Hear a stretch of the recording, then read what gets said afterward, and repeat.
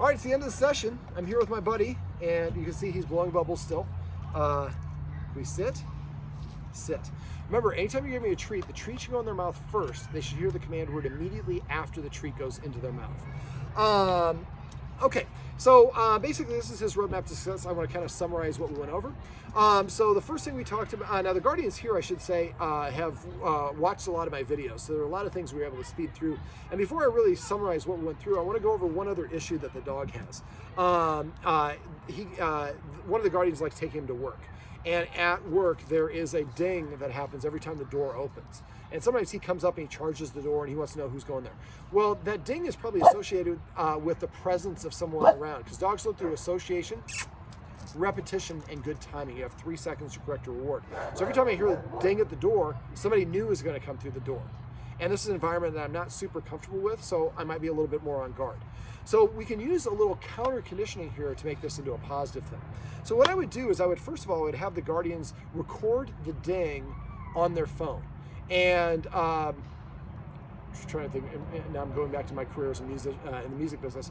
I would probably do like maybe 5 in a row with 5 seconds between each ding in the recording. So the idea is you want to have the recording of these 5 dings. Ding, 5 seconds, ding, 5 seconds, so on.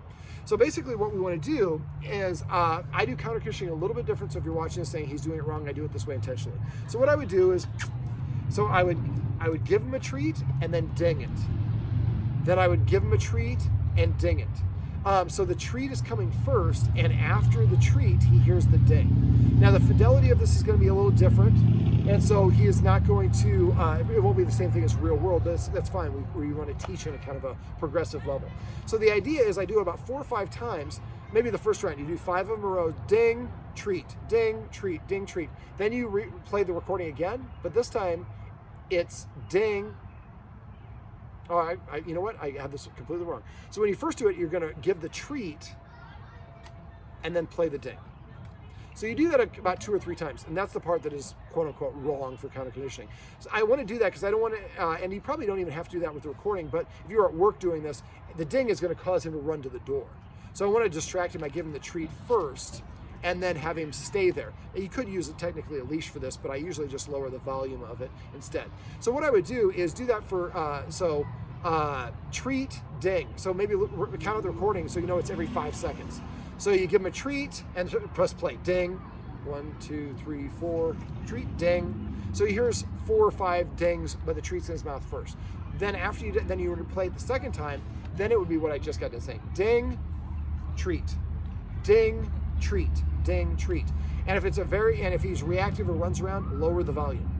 Get that to where he does 5 treats in a row where he doesn't get up and move around and he seems pretty relaxed. Then you start raising the volume of this until you get to the point where it's as loud as your stereo or phone will allow and he's not reacting.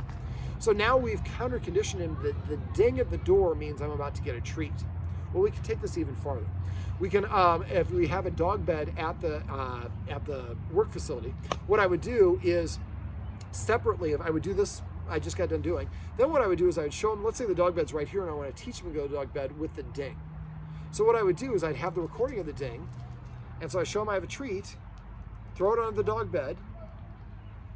It's right here, buddy. I know. There you go. Ding. So now he went onto the dog bed, got the treat, and heard the ding. So now, after enough practice, the ding will mean go to the dog bed. So you can move the dog bed away from the door to the business. So every time somebody comes in, instead of the dog rushing the door, he's running away from the door and going sitting down in the dog bed. Now you can also, there are a lot of variations we can do this. When we have a customer that comes in, we can say, hey, this is Ralph, he's our companion mascot. Would you like to do the Ralph game? The Ralph game means you get 2 treats, you run it, you throw it to the dog bed, and he goes to the dog bed. And so now people come in, maybe they just get 1 treat, they're like, hey Ralph, and they throw the treat in the dog bed, he runs to the dog bed. What's probably gonna happen is the ding dong of the door is gonna cause him to go to the dog bed, and he's gonna see the person come out, and then you're gonna hand and if the person's interested, you give them the treat, then they throw in the dog bed, back on the dog bed, so he goes back to the dog bed. So after a while, if you do this enough, the ding will cause him to go there, and then you can have the customers have him go there if he steps off of it. That creates a positive association with him and makes him more conditioned to want to go there and doesn't have this territorial or guard dog duty when he hears the ding. All right. So the video above, the videos I should say, the video above on the second one about reading dog body language and all that fun stuff is what I'd like the Guardian to watch and practice that. Now we also did something to augment that, some clicker training. So what we did was, I remember the click is to indicate you just did what I wanted. I'm going to get a treat in your mouth as fast as I can. So if I want to click him for sitting, use a clicker to train him to sit. When the dog's butt hits the ground, I click, then I give him a treat, and then I say the word sit. Eventually I can drop the clicker and I just say sit, he sits, and I put the treat in his mouth and say the word sit. I usually say it twice, and I'll show you right here. Sit, sit. So I told him what to do, and then when he did what I wanted, I gave him the treat and said it a second time. Now, if I told him to sit and he didn't sit, I'm not gonna say it multiple times. Remember, the more you say it, the less you mean it. I would just lean back, check something on my phone, watch TV, read a magazine, show him I got other things to do. Next time he's going to be more inclined to want to listen to you because he knows that you're not going to pet him unless you do he does what you want. Okay, so with the last little part of, and then we'll get to the summarizing the session, is I handed the client my clicker and I had her walking around the yard. So at first, I keep on wanting to say Fred now. First, Ralph was here and she was over there. She said, come, and he came and he stopped about 3 or 4 feet away from her. Well, front face is confrontational to dogs, sideways is approachable. So what I would do, and this I don't think is going to happen very, very long, crash. So if he doesn't want to come all the way to you, turn sideways, crouch down, and hold the treat out. And the lower you go, remember, the more the treat, and go all the way to the ground if you have to. And get him to take that distance. And I don't think it's going to be a problem after a couple of these. He'll be doing it fine. So then once he gets to the point he comes to you, you say, as soon as he gets to your approximate distance, you click, give him the treat and say, come. Then tell him to sit. When he sits, click and give him the treat and say, sit. Then ask for a crash or a down. Click when his chest hits the ground, and then give him a treat and say crash or chill or whatever your word is. Now, he didn't want to lay down out here, but we're outside. It's a more difficult situation. Also, he doesn't have a deeper relationship with the female guardian as the male. So it might have been, I don't feel comfortable enough being that vulnerable. I think that'll also quickly pass. So if you grab yourself like 25 treats and walk around the yard, practicing sit downs, up stands, a couple of those basic commands. And the version of it you can do, I just did this with another client, walk in the yard, he's going to follow you around, wait for him to lose interest, then ask him to come to you and click and then give him the treat.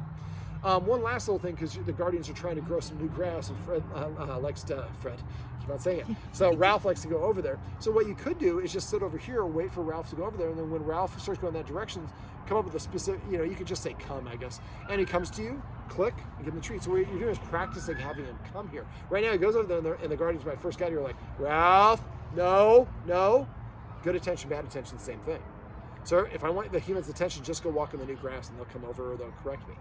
No, now what we're doing is you go in that direction, we call you, and when you move away from the grass, you get a reward and our attention.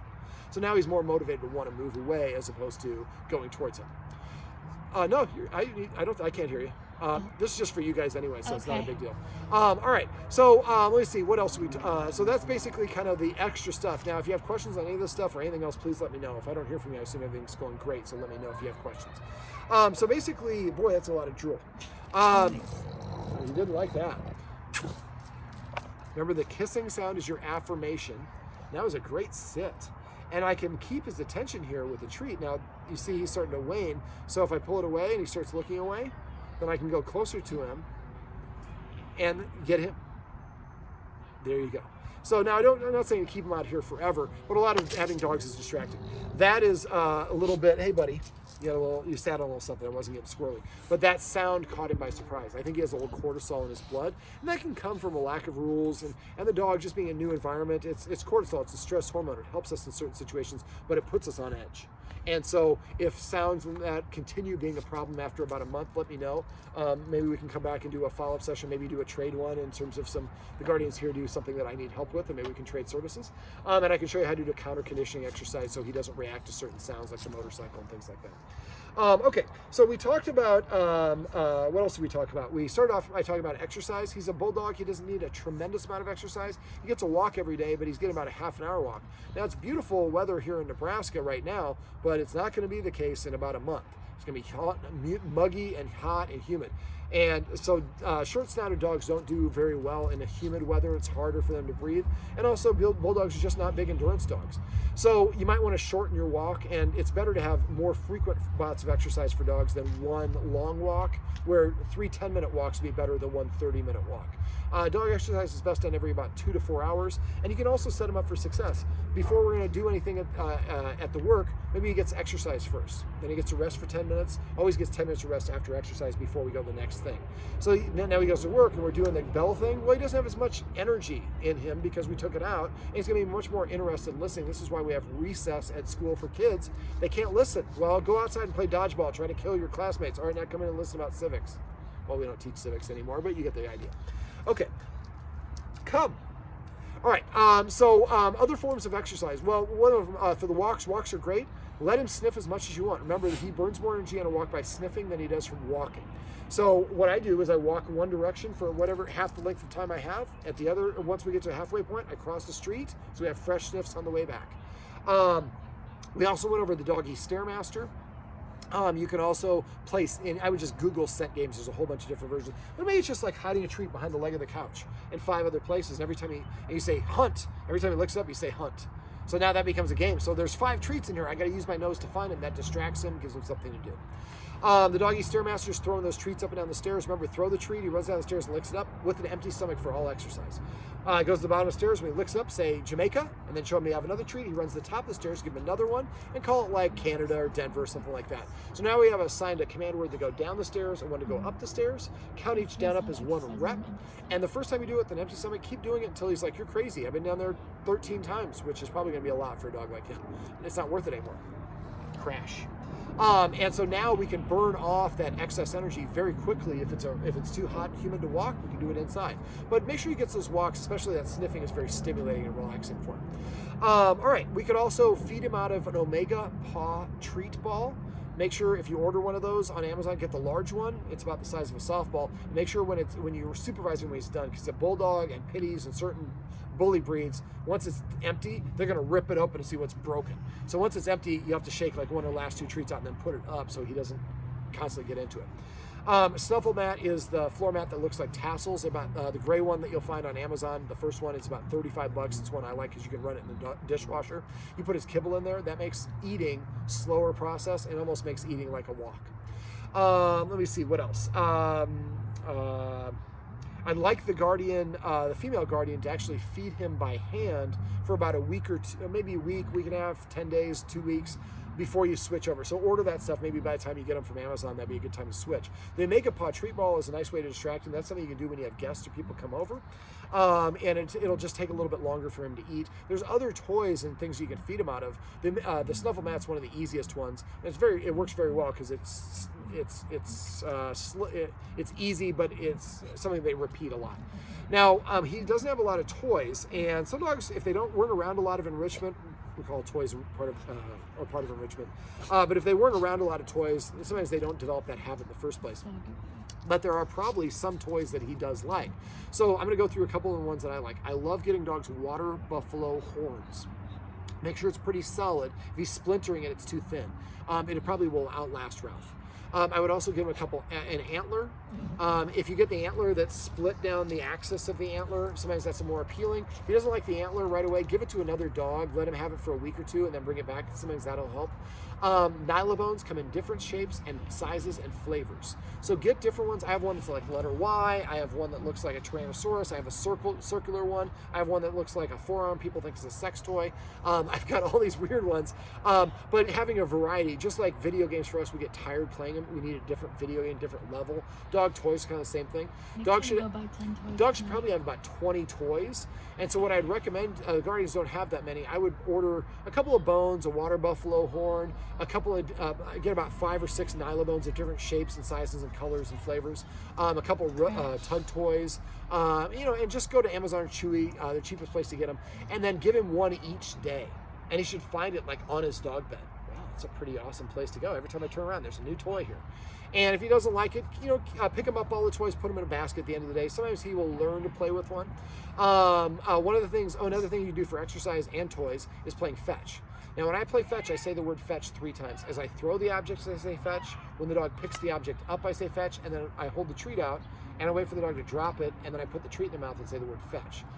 I'm thinking of multiple things I want to say at the same time. So I'd like the guardians to practice that, because he will play fetch with the male guardian, but not with the female. So what I'd like the guardians to do is get the crack the Stewart's beef liver treats that I like to use, and then basically he's going to throw it. She's going to say fetch as he throws it. When the dog picks it up, she's going to say fetch, and then when he comes over, she's going to show him she has a treat, and then we're not going to take the ball from him. We're just going to hold the treat. When he drops the ball, she's going to put the treat in his mouth and say the word fetch, and then hand the ball to the male. The male will throw it, and after a while, she'll be able to do it as well. But right now, he only does it with the male, and it'd be a nice way for him to do it with you as well. So the other thing is, let me see, what else did I want to go over? See, this is a problem. I lose my train of thought, but it will come back to me. So basically, playing fetch is a good way to burn some excess energy and do some things that'll or help him respect her a little bit more. All right, let me think. What else? Well, I guess we talk I think it was about exercise. It'll come back to me. All right, so we also talked about rules and the importance of rules for dogs. Burning energy is like a form of currency, and leaders in the dog world are typically, the leader dogs are the ones who are enforcing different rules. So when we go to work, we come home, we're tired, we sit down, we're watching TV, we sure don't look like a leader to a dog. So there's certain things we can do. Enforcing rules is a great way to get us to look like a leader, but consistency is super important. Some people like, well, I didn't let the dog on this furniture, he can only be on this chair. For dogs, it's kind of it's the height that matters, not this chair versus that chair. If a dog sits the same height as you, it tells the dog we're peers, and if we're peers, then listening to you is optional. So I usually recommend no furniture for a period of time. It doesn't have to be forever. Some clients like not having the dogs on the furniture after a period of time, but it helps to see a literal distinction between the two of you. You can order those X mats on Amazon and put one on each cushion to begin with, and eventually after a month or two, then take one off the couch, and now you have two in between the cushions, and eventually just one, and you want to get them in a habit of not going there. Dog bed is what I was forgetting about earlier. So to go to the dog bed, you throw the treat. When the dog has one paw on the dog bed and licks it up, you say the name for the dog bed, and each dog bed should have its own name. I would like to have a dog bed at work, and then one maybe upstairs and maybe one downstairs. So we have kind of every room that we're at, there's a place for Ralph to be. So the first way is I throw about 20 treats.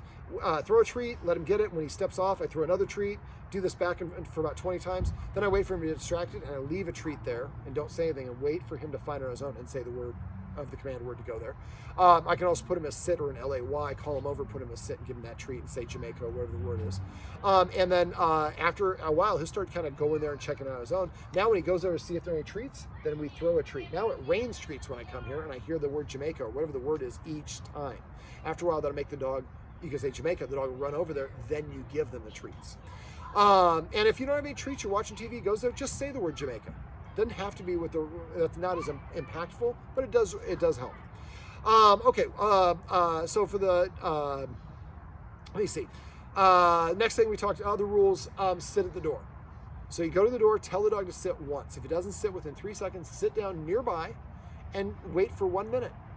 If he protests or whines, don't say a word, don't look at him. Remember, good attention, bad attention, same thing. After 1 minute, go back and set a timer. After 1 minute, go back and command him to sit. If he doesn't sit, walk away and sit down this time for 2 minutes, sit down for 4 minutes the next time, 8 minutes, and so on. Eventually, he'll realize the only way that door is opening is by sitting. And boy, as soon as I sit, man, that door opens up at light speed. Then he'll go sit at the door as his way and say, can I please go outside? Let me see. I also do that for letting him out of his kennel or going through the front door or getting him in or out of the car. I make dogs sit every time we cross the street. If he doesn't sit, I just wait there.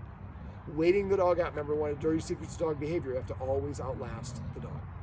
All right, other rules, not be allowed in the kitchen when we're preparing food. And if you go to my website and search for invisible or kitchen, I have videos that show you how to do exactly what I showed you how to do out here. If you have difficulty with that, let me know. We kind of ran a little bit late on time, otherwise I would have gone inside and have you guys practice, but I think you guys can figure it out pretty easily. Also, shouldn't be allowed in the kitchen when you're, not allowed in the kitchen when you're preparing food, not allowed the humans when they're eating food. I would prefer the humans avoid giving him any more people food unless it is like green beans, broccoli, or carrots. Remember, broccoli and carrots have cancer-fighting properties to them. So I'd give him a carrot like once a month. He'll have some weird-looking poop, but who cares? And then the green beans will help him feel fuller. So what you might want to do is maybe but make sure you're eating before you feed him. And you might want to maybe feed him like, because he starts looking for food later at night. So maybe we might want to, if you feed him breakfast at like 7 in the morning or whatever it is, maybe we feed him, 5 o'clock, half a dinner. And then maybe 2-3 hours later, give him like 6 or 8 fresh green beans. Just give them to him. You have to chop them up, you can, but my dogs just take them and eat them whole. The fiber from that will help them feel full. I usually give them that. I wait about 10 minutes, and then I let them eat their food unless I chop it up and put it in there. That will help. You can feed him a smaller portion later in the evening, and he'll still, and the fiber from the beans will help him feel full. Make sure, like I said, I like the Guardian to be hand feeding him for about a week to 10 days, 2 weeks. That really will help kind of establish that good relationship. I'd also like her to go to YouTube and get a clicker, get some of those great treats, and find to make sure it's not too hard. Find some easy ones. First one, just teach him to walk around you. You teach him how to do a circle. Let's see if, here, buddy. So some dogs are right-sided, some dogs are left-sided. So we're going to see which direction we can get him to go. I know it's not a huge piece. Let's see if can you go better this way? So the idea is, he's probably full because I'm giving him a half a thing of treats, but you teach him to do a circle, right side or left side. First mosquito of the season. So you teach him to do a circle. We teach this in our puppy class to actually help dogs that get mounted by other dogs. If a dog mounts them and they do a circle, it dismounts the other dog. But it's a fun little trick to do. So now you want to go outside, circle. I actually call it hurricane. I like using fun command words. So you want to go outside, hurricane. Does the hurricane, then you open the door. So I want him to start paying for performance, but I also like the female guardian to start teaching him some of these new tricks, because now she's associated with something positive. He gets the reinforcers, the treats. She's also associated with me learning a new skill, which boosts my self-esteem and confidence and make me feel better about myself. It also helps me practice listening to her. So I think it'll really help deepen the relationship. So teach him how to do a circle. Another one I do, I call it take a lap, and that means the dog runs a circle around me and sits in front of me. So I just hold the treat, I lead it here. When he gets about here, I have another treat in this hand, lead him around, and then tell him to sit and take a lap. So when I say take a lap, my dogs start running circles around me. It's kind of funny. I'd like the guardians also to make a list of the official command words. So sit down and list all the commands that he knows, and then what is the official command word? We often assign different versions of the word. Come here, over here girl, and the dog has to learn all these variations. It's easier for us if we just have one word and one word only. Yeah, I know, I saw that you didn't like that. All right, so we're going to say vocabulary. If somebody's using a different version, like, come here, vocabulary. Thanks, come. Remember, these are not gotchas. These are just gentle reminders to help us be on board. So it's easier for the dog to only have one command word than 10. So just try to say that. Remember, they hear the first word that you say the most. So try to say just sit, just come, not good sit, not, the dog's name, just sit, come, crash, whatever it is. Yeah. All right, so let me see. What else? Couple of housekeeping things. Anything your dog is doing when you pet it is what you're reinforcing. If he's nervous, I can lay my hand on him as long as he likes me. Now, or he moved away. That's his way of saying I didn't like that. But for you guys that he trusts, if he loves you and trusts you and he's scared about something, you pet him, you'll make him more scared. Excited? When you pet him, he'll make him more excited. Whatever state of mind he's in when you pet him is what you're rewarding. He's barking, you pet him. It's okay, buddy. Oh, I'm getting petted for barking. So keep that in mind. I'll talk about petting with a purpose in a second. So remember, anything he does in your presence you don't disagree with, not saying no has your seal of approval. So, and remember, they learn through association, repetition, good timing. You have 3 seconds to try to get into a habit of rewarding or correcting him within that 3-second window consistently. Also remember, good attention, bad attention, same thing. It takes dogs 66 days to form a behavior pattern or a habit. So we want to be consistent, and remember, enforcing rules does not make you mean. The rules are not a negative, and rewarding him by breaking a rule is very confusing and frustrating for the dog. So if you want to reward him, speak. If I want to teach him to speak, that's passive training. You can do that as well. So the idea, and if for something like this, if he's doing this, distract him. Have him come over and do some circles for you. Have him do the focus exercise that I showed you. Have him do something else. Give him something else other to do. A lot of times we leave dogs their own devices. We're just like, I'm just barking. Why aren't you giving me a treat, damn it? And so giving him something to do can help. Ralph, come. Sit. Sit. Now I could have said sit or come there, I probably should have said come, because come is a more difficult command. All right, so let me see. So those are rules, but look for other examples of rules. There's probably other things that you guys can do rather than just sitting at the door and all that fun stuff. All right, we also talked about petting with a purpose and passive training. Right now, Ralph is petted so often, he really doesn't have to ask for it. And if somebody gives you so much of something, you really don't value it because it's on tap, it's on demand. So I'd like the guardians to start practicing petting with a purpose. Petting with a purpose is really just what it sounds like. It's petting your dog for a reason. This is if you want to pet your dog, or if your dog is demanding attention. Remember to use that kissing sound as an affirmation, and hold your hand up like you have like there's a treat in it. Really sell it. Make a kiss. See how quickly he looked at you and how quickly he sat. That's beautiful. All right, so petting with a purpose. Leaders tell, followers ask. So if the dog tells me what to do by nudging me and I pet it, well then clearly he's my boss. So in this case, I'd like the guardians to refrain from petting him for no reason. Right, you can pet for that. That's a good one. We'll get to passive training in a minute.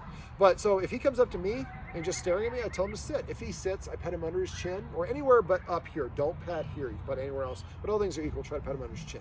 And say the word sit, and I pet as much or as little as I want. If he doesn't sit within 3 seconds, lean back and go back to watching TV. Playing hard to get works great for dog training. So after a while, I'd be like, man, if I don't do what she wants, she's on to other things and she doesn't care. Exactly. Well, that motivates him to want to come to you now. So after a while, he'll figure this out and he'll start sitting in front of you to prepay for attention. When he does, make sure we do pet him, give him attention. Otherwise, he'll start nudging you, barking, or doing those other things. Remember to use the watchword of paycheck. Paycheck means I suspect you forgot to pet with a purpose. So somebody comes over, I'm petting Ralph, and he's standing, they say paycheck. Even if I did it right, I'd stop petting. Ralph, sit. Sit. Actually, I asked Ralph to sit, and when he flushed the toilet, he stood up, and I continued to pet him, but thank you, because I do forget to pet without a purpose. Remember, it's a gentle reminder, not a gotcha. We're also going to celebrate the things he does. I call this passive training, by petting and giving him attention when he voluntarily offers the behavior that we want. Every time he comes to you, pet him and say, come, when you didn't ask him. Every time he sits, pet him and say, sit. He went to the bathroom a couple times out here. Every time he goes to the bathroom, say deposit or splat or plop or whatever your word is. So that way you can tell him, hey, we're about to go inside someone's house. I don't want you crapping on their floor. Deposit. Well, if he's got it in him, you can do it then. But if you don't, well, he doesn't have access to the house. Well, that's fine, but you can't tell him before a road trip, I need you to potty here. So passive training is just waiting for the dog to organically offer the behavior and then petting him within that 3-second window and then saying just the command word. So I do this for food. Each one of my dogs has a different command word for food. Every time he takes his first bite of food, call it pork chop.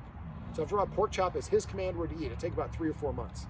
When he drinks wine, call it teeny for martinis, or happy hour, or Merlot, or Heineken, or whatever you want. Name all your individual dog toys. Oh, that's the other thing that I forgot that I wanted to come back to. So I talked about water buffalo horn. Also get an antler, like I said, probably an elk antler because he's a big guy. Splitting down get one that's cut down the axis. And see if he likes it. They're pretty expensive, so I don't want you to get a whole bunch. Just get 1 or 2. If he doesn't like it, like I said, have another dog chew on it. Get a whole bunch of nylon. Well, I guess I did talk about all the different toys. Let me see. So use the watchword of celebrate, getting back to what I just got done talking about. So if somebody says celebrate to me, I look at the dog and I start petting the dog instantly. Then I figure out why I'm petting the dog by looking at the dog and seeing what he's doing. So if he's standing there and somebody says celebrate, I start petting him. Oh, come. Because he must have come. That's the command word. So anything he does in a weird way, if he kind of chortles, call it grumble. And after a while you can say grumble and he goes, it's kind of funny. So the more that we come up with funny things that he can do that we like, and we pet him and give attention for it, those are the things he's going to start emulating and doing more and more often. And the more he does that, now he's a better behaved dog. He's doing the things that we want rather than things that we want. Rather than things that he wants, excuse me. We went over the escalating consequences a little bit, but basically just hiss as your way of saying no. Your authority goes whatever direction your hips and shoulders are pointing at. Remember, front facing is confrontational. So if there's somebody he doesn't like, try to have them approach him sideways, like we talked about. I'm trying to think, is there anything else we want to go over?